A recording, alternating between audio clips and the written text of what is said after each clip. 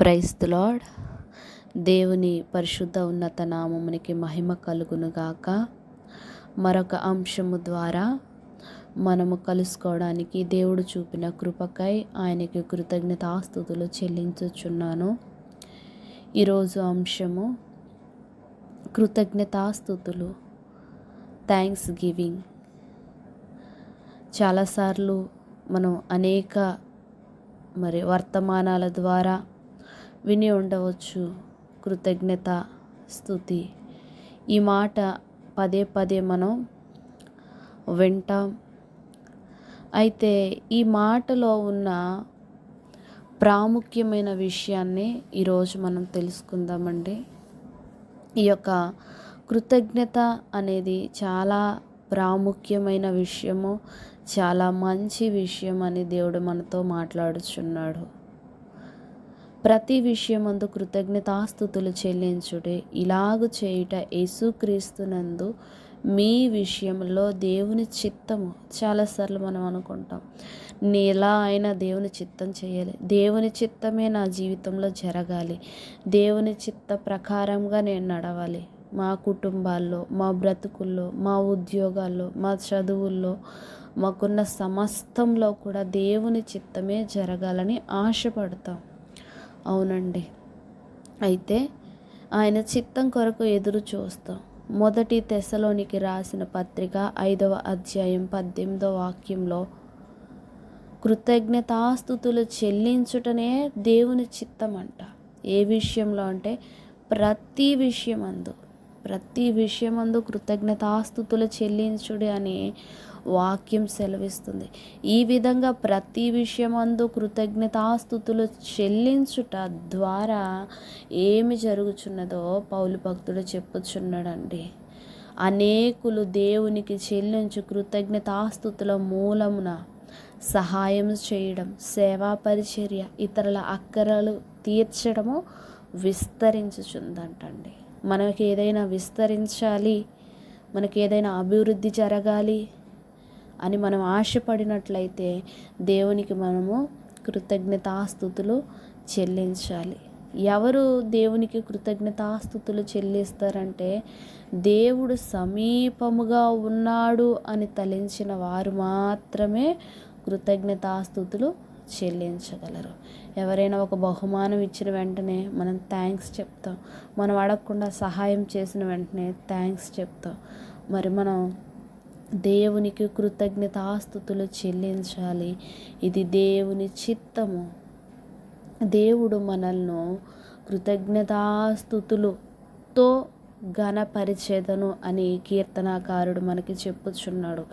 ఈ కృతజ్ఞతాస్తుతులతో దేవుణ్ణి ఘనపరచడం అంటే అది ఎద్దు కంటే, కొమ్ములు గల డేగలు గల కొమ్ముల కంటెను అది యెహోవాకు ప్రీతికరమని కీర్తనకారుడు మనతో మాట్లాడుచున్నాడండి. కృతజ్ఞతాస్తుతులతో మనము ఆయన్ను ఘనపరచాలి.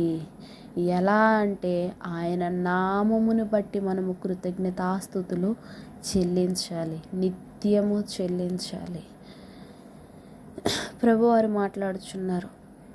10 మంది కుష్ఠరోగుల్ని బాగు చేసినప్పుడు 9 మంది వెళ్ళిపోయారు, కానీ ఒక్కరు మాత్రము ఆయన్ని మహిమపరుస్తూ ఆయనకు కృతజ్ఞతాస్తుతులు చెల్లించు వచ్చి పాదముల ఎదుట సాగిలపడినంట. ఎవరైతే కృతజ్ఞతాస్తుతులు చెల్లిస్తారో వారి వైపు దేవుడు చూస్తాడు.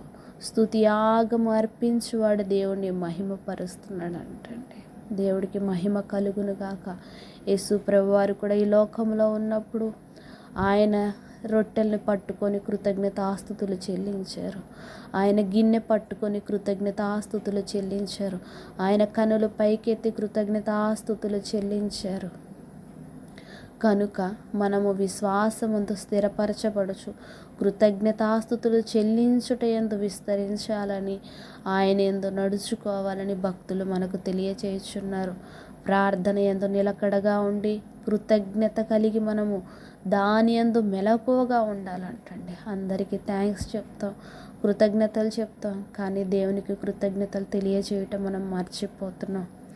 మా విషయమై మానక కృతజ్ఞతాస్తుతులు చెల్లించుచున్నానని పౌలు భక్తుడు మాట్లాడుచున్నారండి. ఈరోజు మనం ఏ ఇరుకులో ఉన్నా, ఏ ఇబ్బందుల్లో ఉన్నా, ఏ శ్రమలో ఉన్నా, ఎటువంటి పరిస్థితుల్లో ఉన్నా దేవునికి కృతజ్ఞతాస్తుతులు చెల్లిద్దాం.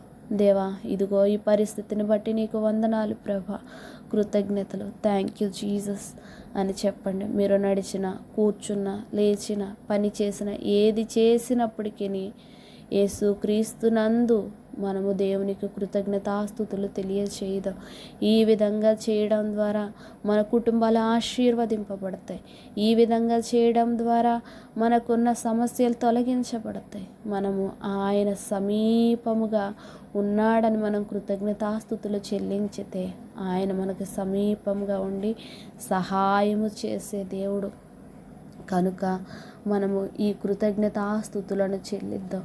ఒక సేవకుడు మాట్లాడుచున్నారు. ఏమనంటే, అమ్మా నీవు ఏ విధంగా ప్రార్థన చేస్తావు అని అడిగినప్పుడు ఆ సేవకుడికి విశ్వాసి చెప్పుతున్న సమాధానం, అయ్యా నాకైతే ఏ విధంగా చేయాలో తెలియదు, కానీ ఇదిగో మన సంఘంలో ఉన్న 300 కుటుంబాలు, వారి స్నేహితులు, రక్త సంబంధులు, ప్రతి కుటుంబాన్ని బట్టి నేను దేవుడికి వందనాలయ్యా, ఇదిగో పలానా కుటుంబం కొరకు నీకు కృతజ్ఞతలు చెల్లిస్తున్నా అని ప్రతిరోజు ప్రతి కుటుంబం కోసం నేను దేవుడికి థ్యాంక్స్ చెప్తాను, కృతజ్ఞతాస్తుతులు చెప్తానని చెప్పినప్పుడు నువ్వు చాలా మంచి పని చేస్తున్నావమ్మా అని ఆ సేవకుడు అన్నాడు. ఈ విధంగా కొద్ది రోజులు గడిచిన తరువాత అందరూ ఆశీర్వదింపబడడం, అదేవిధంగా కృతజ్ఞతాస్తుతులు చెల్లించిన ఈమె కూడా అనేకులకు ఆశీర్వాదకరంగా దేవుడు నిలవబెట్టాడు. ఈ విధంగా మన జీవితాలు కూడా ప్రభు పనిలో ముందుకు కొనసాగాలని ఈ కొద్ది మాటలు మన వినికిడిలో ఫలింపచేసి దేవుడు మనల్ని ఆశీర్వదించి దీవించునుగాక. ఆమేన్. అందరికీ వందనాలండి. ప్రభు మిమ్మల్ని దీవించునుగాక.